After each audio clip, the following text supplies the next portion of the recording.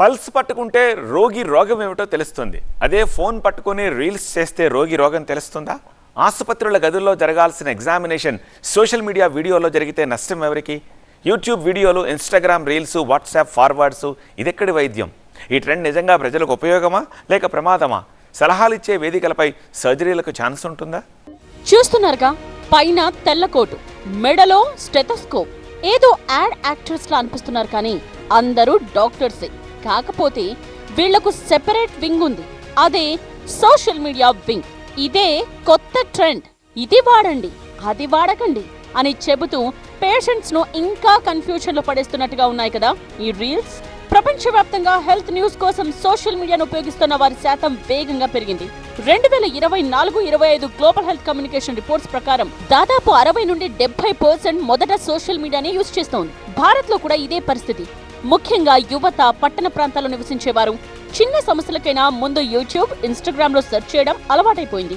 దీంతో ఒక పక్క అవగాహన పెరుగుతుండగా మరో పక్క తప్పుదారి పట్టించే సమాచారం కూడా విస్తరిస్తోంది. ఇప్పుడు ఈ సోషల్ మీడియా చాలా ఎక్కువ నడుస్తున్న కాలంలో డాక్టర్స్ కూడా ఆ ట్రాప్లోకి వెళ్ళిపోతున్నారు. అంటే ఇప్పుడు వాళ్ళని వాళ్ళు ప్రమోట్ చేసుకోవడం అనేది ఒక కామన్ థింగ్ లాగా, అలవాటు లాగా, నార్మల్ లాగా చేస్తున్నారు. కానీ అది తప్పు. సో తప్పుని ఎప్పుడైనా అలవాటు చేసుకోవడం వల్ల వాళ్ళు రిస్క్ లోనే ఉంటారు. డాక్టర్స్ సోషల్ మీడియాలో హెల్త్ టిప్స్ ఇవ్వడం తప్పేమీ కాదు. సరైన సమాచారం ఇస్తే ప్రజలకు ఉపయోగకరమే. డయాబెటీస్, బీపీ, థైరాయిడ్ వంటి క్రానిక్ వ్యాధులపై అవగాహన కల్పించడం, వ్యాయామం, ఆహారం, లైఫ్ స్టైల్ మార్పులపై గైడ్ చేయడం, ఇవన్నీ సోషల్ మీడియా ద్వారా సులభంగా చేయొచ్చు. కరోనా సమయంలో ఇది స్పష్టంగా కనిపించింది. చాలా మంది డాక్టర్స్ వీడియోల ద్వారా ప్రజల్లో అవేర్నెస్ తీసుకొచ్చారు. అయితే సమస్యపై ఒకరికి సూచించే మెడిసిన్ మరొకరికి ప్రమాదకరం కావచ్చు. ఎలాంటి టెస్టులు లేకుండా నిర్ధారించడం తప్పు. కానీ ఇలాంటి సింప్లిఫైడ్ సలహాలు ఇవ్వడం సోషల్ మీడియాలో ఈ మధ్య ఎక్కువైపోయింది. ఇది చాలా ప్రమాదకరం.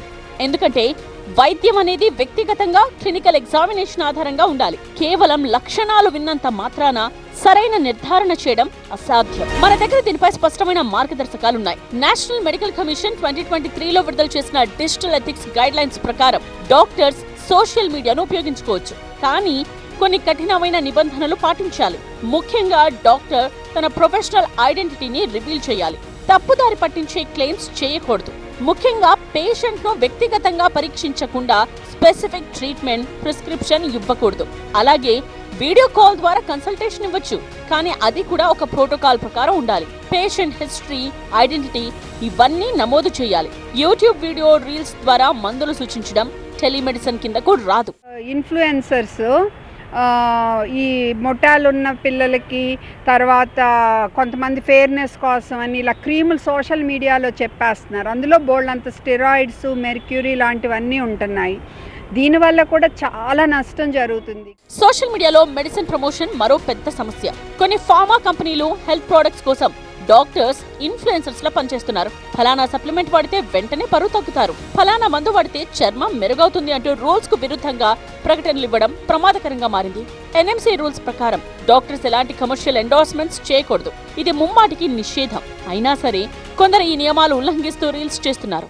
పబ్లిక్ రిలేటెడ్ హెల్త్ ఇష్యూస్ ఉన్నాయో ఎంతవరకు చెప్పాలో అంతవరకు చెప్పాలి. కానీ ఈ ట్రీట్మెంట్ ఉంటుంది, ఇట్లాంటి ట్రీట్మెంట్ మా దగ్గర ఉంది, ఇట్లా అవుతుంది, ఇలాంటివి కూడా ఏవి మాట్లాడదు. సీజనల్ డిసీజ్ కానివ్వండి, లేకపోతే హైపర్ టెన్షన్, ఒబేసిటీ ఉంటాయి కదా, దానికి ఎటువంటి చర్యలు తీసుకోవాలి అంతవరకే చెప్పాలి. కానీ అంతేకాదు, కొందరు డాక్టర్స్ పూర్తిగా సోషల్ మీడియాలోనే గడిపేస్తున్నారు.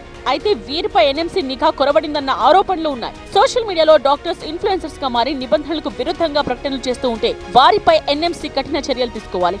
కానీ ఆ దిశగా యాక్షన్ ఉండటం లేదన్న విమర్శలు వస్తున్నాయి. సోషల్ మీడియా వైద్యం పూర్తిగా తప్పు కాదు.